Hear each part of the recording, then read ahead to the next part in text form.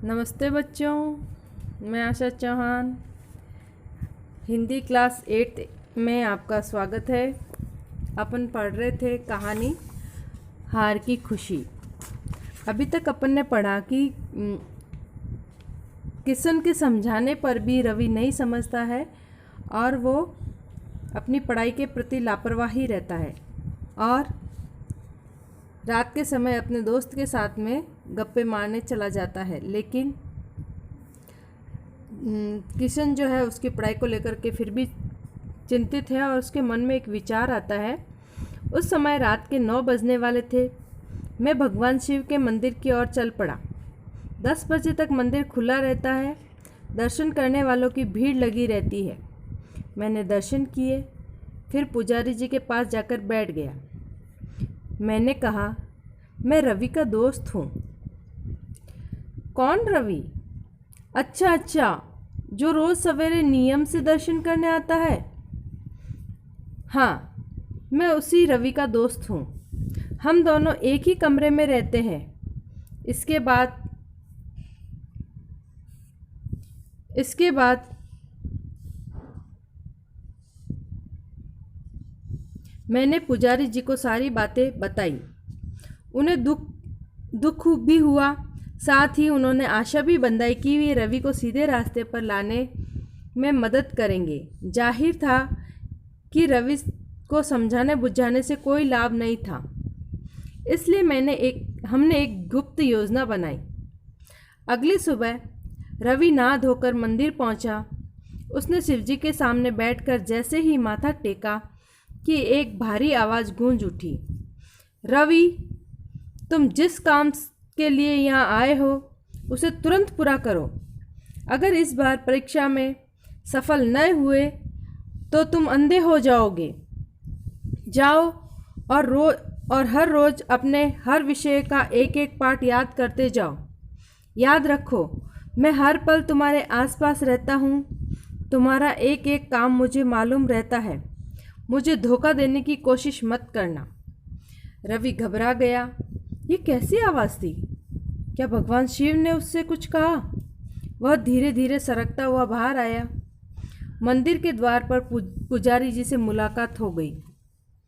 कहो बेटा रवि, कैसे हो? ठीक हूँ पुजारी जी। ऐसा लगता है भगवान शिव ने आज मुझे कुछ आदेश दिए हैं। बेटा, भगवान अपने भक्तों पर हर पल नज़र रखते हैं। फिर भगवान शिव का तो कहना ही क्या, वे भोले शंकर हैं। प्रसन्न हो जाए तो मुंह मांगा वरदान दे दे और नाराज हो जाए तो तुम्हें भस्म भी कर सकते हैं। रवि की घबराहट अभी कम नहीं हुई थी।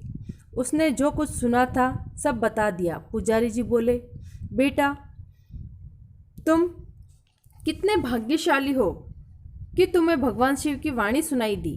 अब इस बात की चर्चा किसी से मत करना। उन्होंने जो कुछ कहा है उसे चुपचाप पूरा करो। याद रखना, अगर तुमने उनका आदेश मानने में कोई गड़बड़ी की तो तुम अपनी आंखें। नहीं, ऐसा मत कहिए। मैं वचन देता हूँ, मैं भगवान शिव के आदेश का पालन करूँगा। शाबाश। याद रख, तुम्हारा परिश्रम, तुम्हारी लगन कभी व्यर्थ नहीं जाएगी। हिम्मत से काम करो। उस दिन रवि कक्षा में चुपचाप बैठा रहा। उसने क्लास वर्क किया। शाम को कमरे में आकर होमवर्क करने के लिए बैठ गया। मैंने टोका, रवि, आज खेलने नहीं गए? नहीं यार। फिर उसने टालते हुए कहा, जरा अपनी कॉपियाँ दे दे, मैं पिछला काम पूरा करना चाहता हूँ। उस रात देर तक रवि काम करता रहा। मेरे बार बार कहने पर बड़ी मुश्किल से सोया। सवेरे उठा तो मैंने देखा रवि मुझसे पहले उठ गया था। किताबें खोले हुए कुछ याद कर रहा था। रवि में हुए इस अचानक परिवर्तन के प्रति सभी को आश्चर्य और खुशी भी। वार्षिक परीक्षा के लिए अभी 1 महीना शेष था। उस दिन हमारा मासिक टेस्ट था। रवि ने सभी विषयों की तैयारी करने की भरसक कोशिश की थी। शाम को जब लौटा तो उसके चेहरे पर खुशी की मुस्कुराहट थी। बोला, यार मैंने सभी विषयों के टेस्ट पेपर बहुत अच्छे किए हैं। मुझे इस बात की बहुत खुशी हो रही है। मैं सोचता हूँ मैं अपनी खुशी की ये बात माँ को लिख भेजूँ। ज़रूर लिखो, मैंने कहा। उस रात मैंने देखा कि रवि देर तक माँ को पत्र लिखता रहा। माँ को इतना लंबा पत्र लिखते हुए उसे मैंने पहली बार ही देखा। ज्यों ही परीक्षा के दिन निकट आ रहे थे, रवि उतना ही गंभीर होता जा रहा था। इसी बीच मासिक टेस्ट के नंबर भी बताए गए। आश्चर्य था कि रवि कक्षा में दूसरे स्थान पर था, यानी मुझसे 10 नंबर कम। उस दिन शाम को रवि मंदिर गया। पुजारी जी ने उसे देखते हुए कहा, रवि तुम्हारा दूसरा नंबर आया है ना? आपको कैसे मालूम? रवि ने आश्चर्य से पूछा। यही बता रहे थे, कहते थे कि मैं इस लड़के से बहुत खुश हूँ। पुजारी जी ने भगवान शिव की ओर इशारा करते हुए कहा। हमारी वार्षिक परीक्षाओं का समय आया।